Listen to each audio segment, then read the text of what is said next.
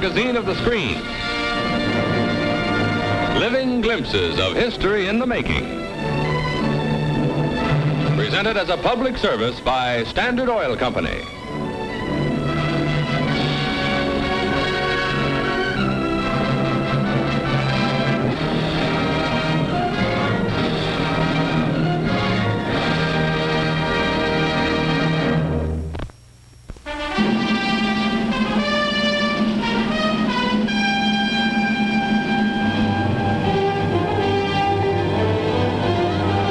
Meeting at the summit, the most momentous international conference of the post-war era, turned the eyes of the world this summer toward the tranquil Swiss capital of Geneva.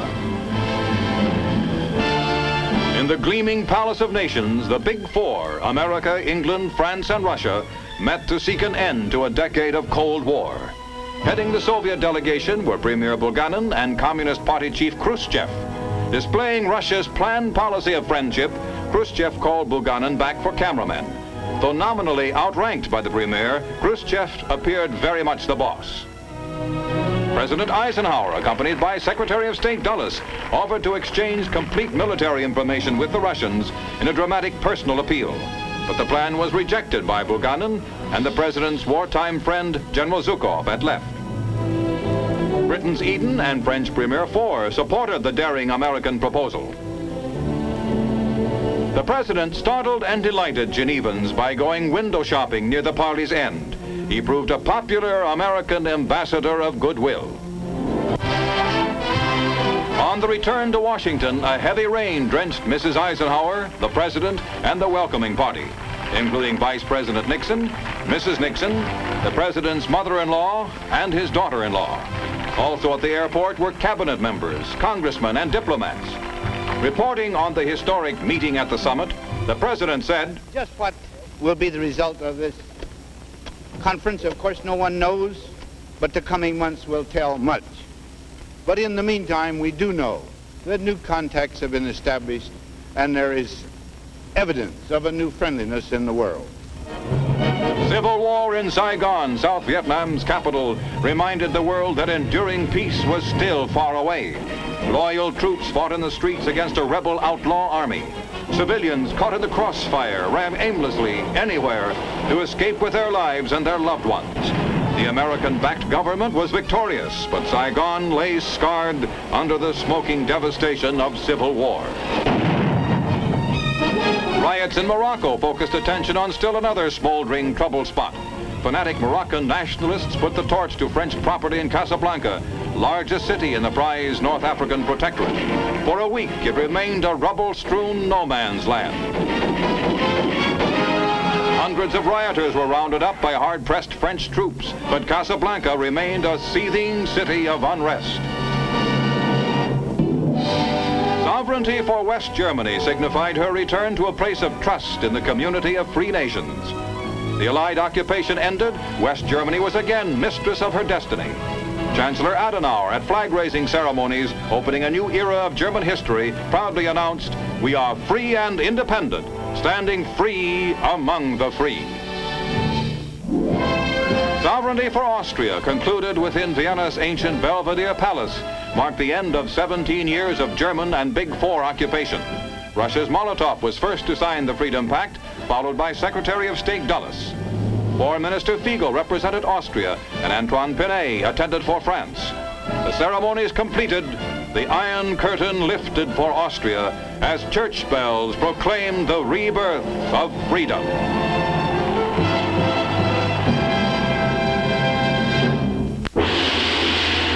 Operation Alert, a realistic rehearsal for an atomic attack, was the biggest nationwide air raid drill ever attempted. In Washington, 15,000 key government workers left their desks, scattering to 31 secret rural sites away from the Capitol.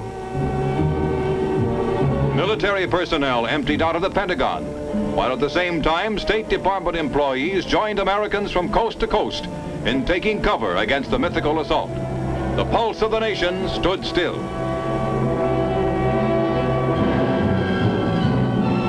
Old Glory flew over the tent city where government agencies carried on their duties after the attack. From an emergency White House, President Eisenhower led the nation in Operation Alert. The survival town Atom Test measured a model village in the Nevada desert against the awesome power of nuclear energy. Buildings of various materials went up. $1 million worth of equipment was installed, including lifelike mannequins, and tons of food to measure the contamination caused by radiation. The big dolls were survival town's sole inhabitants. Tanks took part in their first atomic maneuvers, some less than a mile away, the closest yet in any test. Nearly 6,000 persons participated, including troops sheltered by trenches. Many cameras in many locations filmed the single blast.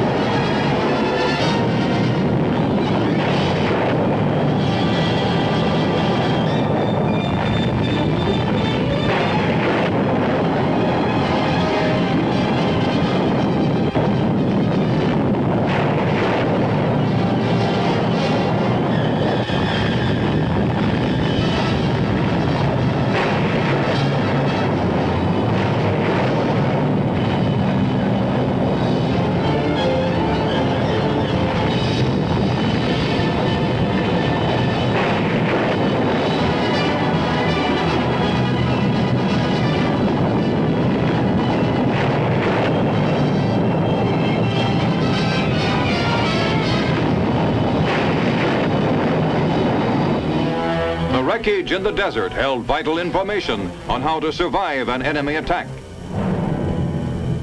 With Geiger counters to check the radiation, experts assessed the damage. An aluminum building was left a gaping wreck. Concrete or cinder block houses weathered the blast best. This one was less than a mile away. Survival town's electric wires had become a twisted, tangled mass. Demonstrating the importance of civil defense preparedness, the elaborate exercises proved survival is possible, offering new hope to all who live in the shadow of the atomic age.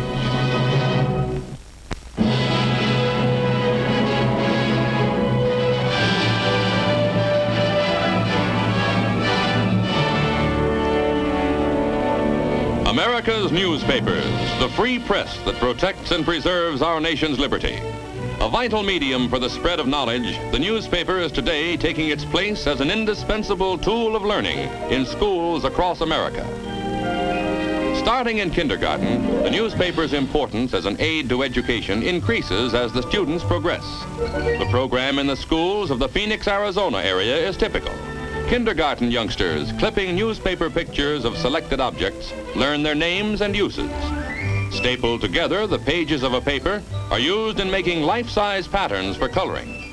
Nimble fingers are taught how to create cute cutouts, quick as a wink. For second graders, the newspaper is a rich source of information on how weather influences the lives of people. The pupils take turns bringing in weather charts and forecasts, helping the class to study the uses of thermometers and barometers. Daily temperatures are set out on giant paper thermometers on the bulletin board. In the physical education office, little leaguers can find a tack board filled with accounts of their activities and other sports events. Here, too, are articles emphasizing that good sportsmanship, not winning or losing, is the most important goal in any game. Realizing that America's history is all around us, 7th grade students compile a news notebook. Today's headlines will become tomorrow's history. In home economics, the girls turn to newspapers for help in planning nutritious and economical menus. Arranging different food budgets, they check price lists in newspaper advertisements. Reaching the 8th grade, students are ready for the most ambitious use of the newspaper as a tool of learning. A class in journalism that will enable them to publish their own paper. With the helpful guidance of a faculty advisor, the 8th graders write and edit a publication all their own, closely following the layout of a daily newspaper. The young editors can look with satisfaction on the product of their creative imaginations. Advanced students, their interest stimulated by newspaper articles, come to the library to learn more about the people, places, and things making headlines around the globe.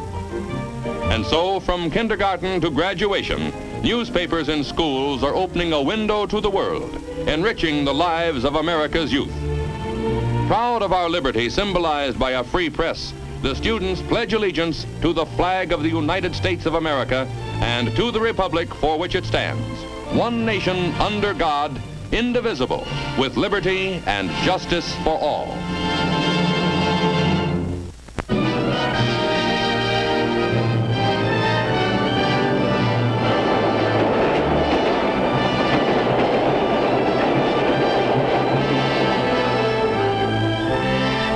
Gleaming skyscrapers are traditional landmarks of New York.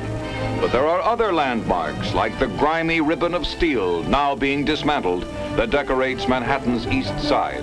Officially, it was the 3rd Avenue Elevated Railroad, but New Yorkers just called it the L. For 76 years, L trains clattered by, carrying people to work and home again. But the old steel skeleton outlived its usefulness. Passengers dwindled, and so the L is being torn down. Above Chinatown, Manhattan's last L dappled the street with shadows. Shunning New York's chrome and glitter, it proudly clung to pot-bellied coal stoves for heating its old-fashioned waiting rooms. Colored glass ornamented ancient windows. And passengers paid a station agent who pushed a plunger to unlock a gate to let them in. The wooden trains started with tired dignity. Passengers sat and swayed, and the track unrolled behind. The route was past miles of tenements, giving the passengers a glimpse into every window. All the tenement dwellers got in return was a feeling of being close to the passing parade. And noise, lots of noise.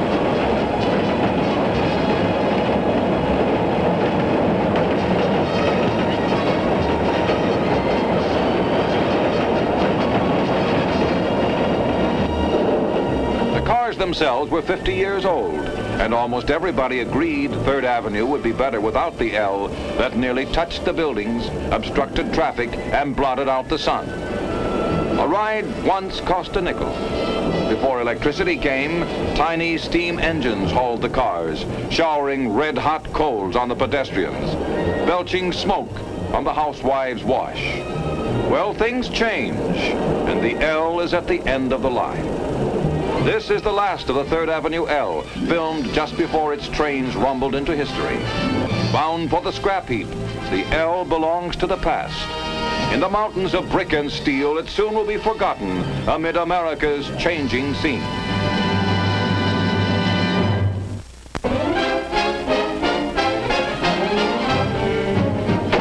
The greatest mile race of all time provided one of the most exciting summer headlines in the world of sports. A year before, the 4-minute mile had been track's greatest goal, yet here 3 runners sped toward the miracle mile in one race. On a rain-dampened track in London's White City Stadium, a smooth-striding Hungarian, Laszlo Tabori, sprinted into the lead, while Brian Hewson and Chris Chataway of England raced with him into track immortality. Smashing the 4-minute barrier together, the 3 runners, Tabori, Chataway, and Hewson, flashed across the finish line, writing another spectacular chapter in the continuing story of man and the mile. In tennis at Wimbledon, America's Tony Trabert and Kurt Nielsen of Denmark met for the men's championship before a record crowd. Nielsen's serve was his greatest weapon, helping him to take scattered points from the agile American, but not a set. Playing nearly perfect tennis, Trabert served on match point, hoping to become the first champion since 1938 to win the Wimbledon crown without losing a single set. And Trabert completed the sweep with a lob beyond Nielsen's reach, capturing the most coveted title in tennis. 2 Americans, Beverly Baker Fleitz and Louise Bruff, met in the women's finals. Mrs. Fleitz, who smoothly switched her racket for balls hit to her left, never had to make a backhand shot. But Miss Bruff in near court outsteadied her younger opponent to win. Accepting congratulations on her 4th Wimbledon title, the champion received her trophy, tennis queen Louise Bruff.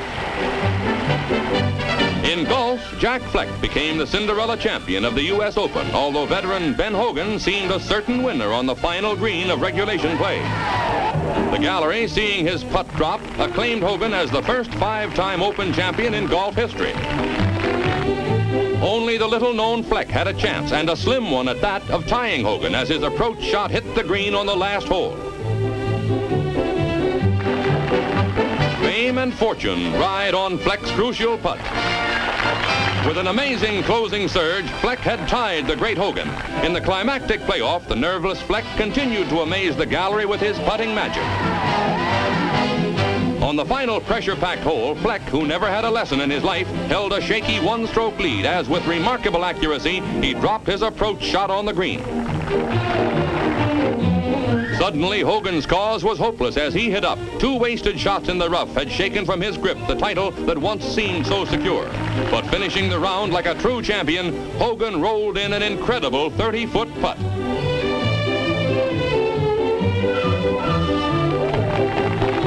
Knowing that 2 putts would give him the title, Fleck carefully stroked his ball up close to the cup. Climaxing one of golf's most astounding upsets, Fleck clinched his victory. Summer's brightest sports star, Jack Fleck.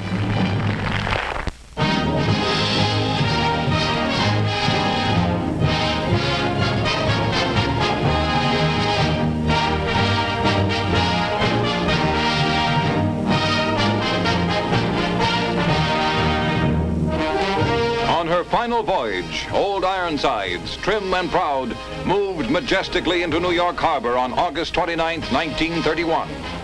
Launched in 1797, her faded log, yellowed with age, was a record of long and heroic service. Though her hull bore the scars of many battles, she had never known defeat. And in our history, no ship ever fired the imagination of Americans like the frigate Constitution, whose sturdy side shielded and protected a young and struggling nation in the dark, uncertain days following the Revolution. Retired in 1881 after 84 years of active service, Old Ironsides had just been rebuilt and restored as she sailed by the Statue of Liberty a quarter of a century ago on a 22,000-mile farewell journey. American schoolchildren had contributed their pennies by the millions to save the gallant old ship, which brought glory to her name and honor to her country. Today, berthed in the placid waters at the Boston Navy Yard, the Eagle of the Sea is as seaworthy as when she was built. Unconquered by hostile shot and shell, Old Ironsides has waged her hardest battle against the ravages of time. Repairs have been made regularly through the years, preserving the original Constitution, now nearing her 160th birthday. Workmen are busy replacing deck timbers on the 2,200-ton ship, whose hull is little more than 200 feet long. Built and outfitted for $300,000, her first spikes were supplied by Paul Revere. Old Ironsides' 54 cannon are silent, but 40 crewmen walk her deck. Mounting the gangway, they salute like the sailors in her days of glory. Keeping the frigate ship-shape, today's crew remembers her first great sea victory, clearing the American coast of French privateers in 1798. A half-century later, she was to carry Old Glory around the world on her longest cruise. Below deck are the tight quarters shared by Old Ironsides' original crew of 475 men and boys. It's low bridge for the taller sailors of today. Here can be found the heavy guns, ammunition, and, to prevent sparks, the leather powder buckets. Early 19th century cannon shot included this chain and star spreader, a 4-pronged weapon which, when fired, opened like an umbrella to rip the sails and rigging of enemy ships. This grape shot sprayed like shrapnel, and these 24-pound cannonballs helped Old Ironsides to a succession of famous victories against the British Navy in the War of 1812. A salt pork cask recalls that the Constitution carried provisions for 6 months at sea. Though her rigging is bare, she still sails securely into the hearts of visitors who come by the thousands to see and marvel at this living link with the colorful age of wind-driven warships. One of America's first fighting craft, she played a leading role in establishing our freedom on the seas. All the fittings are authentic, recapturing the spirit of that memorable day when, using this capstan, the Constitution first weighed anchor. Emphasizing again the ship's cramped cabin quarters, here is the warrant officer's mess, its table set with original pewterware. In the captain's cabin in 1805, America dictated peace without tribute to the Barbary pirates at this very table. Old Ironside's guns in the background have bombarded the forts of Tripoli into surrender. The Constitution is secure at her birth, yet in 1830, condemned as unseaworthy, she would have been broken up except for a poem that aroused the nation, Oliver Wendell Holmes' Old Ironsides. I tear her tattered ensign down, long has it waved on high, and many an eye has danced to see that banner in the sky. Beneath it rung the battle shout and burst the cannon's roar. The meteor of the ocean air shall sweep the clouds no more.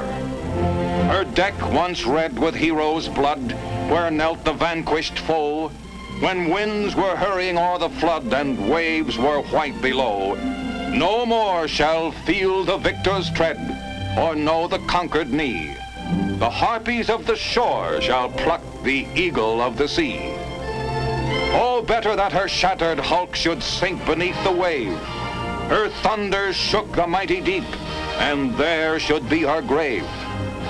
Nail to the mast her holy flag, set every threadbare sail, and give her to the god of storms, the lightning and the gale.